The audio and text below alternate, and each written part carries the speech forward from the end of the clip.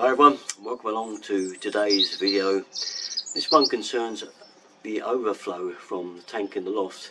We're talking about the F&E tank, the little small one, not the big tank. So this is for all you with F&E systems, this video. If you've got a combi, you need to watch only if you want the information. But as far as it goes, a lot of you are saying that, why am I getting an overflow from there? Because the heating's off, the hot water switched off, even on a lot of you got it off altogether, and a few of you using electric showers just to get away with not putting any gas on whatsoever. So why is this dripping?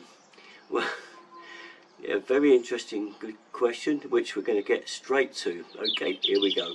Here then is a little drawing I've knocked up. There's no pumps or valves shown. I want to keep it fairly sort of easy and simple as I can. So, look at the boiler down here, the gas boiler.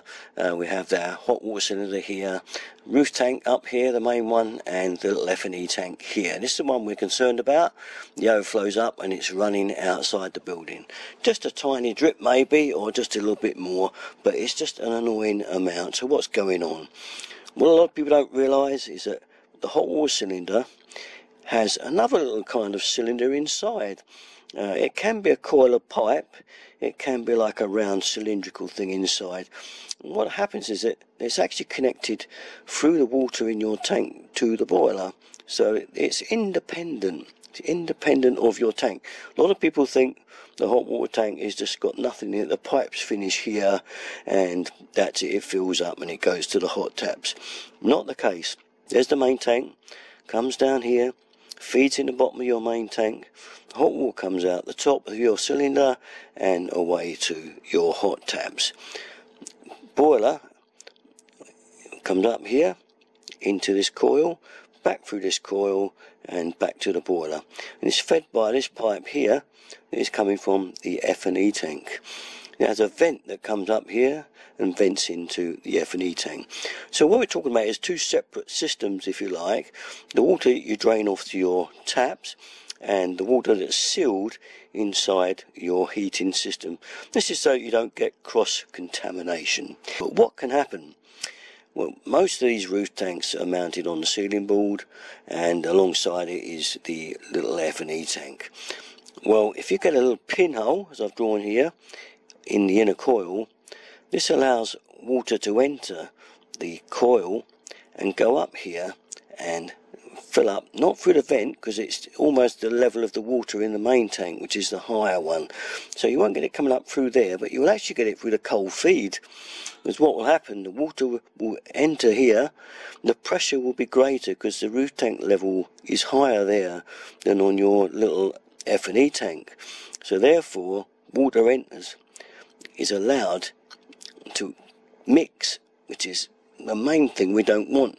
So the pressure is entering, it is coming down your return, and it is going up this cold feed and gradually filling this tank of water up with more and more water until it reaches the overflow. Then it runs. But obviously when you've got this problem, do check the ballcock first is not letting by. That's the main thing. And if you're unsure, renew the main ball valve in there, then you can rub that out of the equation, because you know the ballcock is not letting by. And if it's still dripping after that, I'm afraid very often it's a case of a pinhole in the main hot water cylinder, and the only answer is to renew it, I'm afraid. Now some people have been known to lift this little tank up so that it's the same level as this to equalise the pressure, but really once it's mixing and you've got a pinhole in the inner coil, it's always best to renew the cylinder. But you can see how that pressure thing works. It's pushing down harder, and if that tank was at that level it wouldn't overflow, but because that's on the ceiling, the pressure drops down and it comes back up into the little F&E tank and starts overflowing. So I'm hoping that's kind of a simplistic type of drawing for you, but just try and explain exactly what goes on when you start to get that little drip out the overflow outside, or even a faster drip, maybe a bit faster than that. But why is it happening, especially in the summer when everything is turned off? There you go.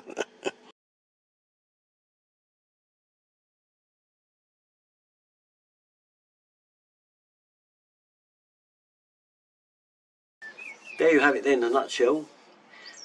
Always renew the valve in the F&E tank first of all, and then if you've still got this problem with it dripping over and you're not actually using the heating, which is a sure way of telling whether you have this problem, I'm afraid you could well have what's called a pinhole in your cylinder, and I'm afraid it's a new tank, which is a rather expensive job, I'm afraid, but that's plumbing for you.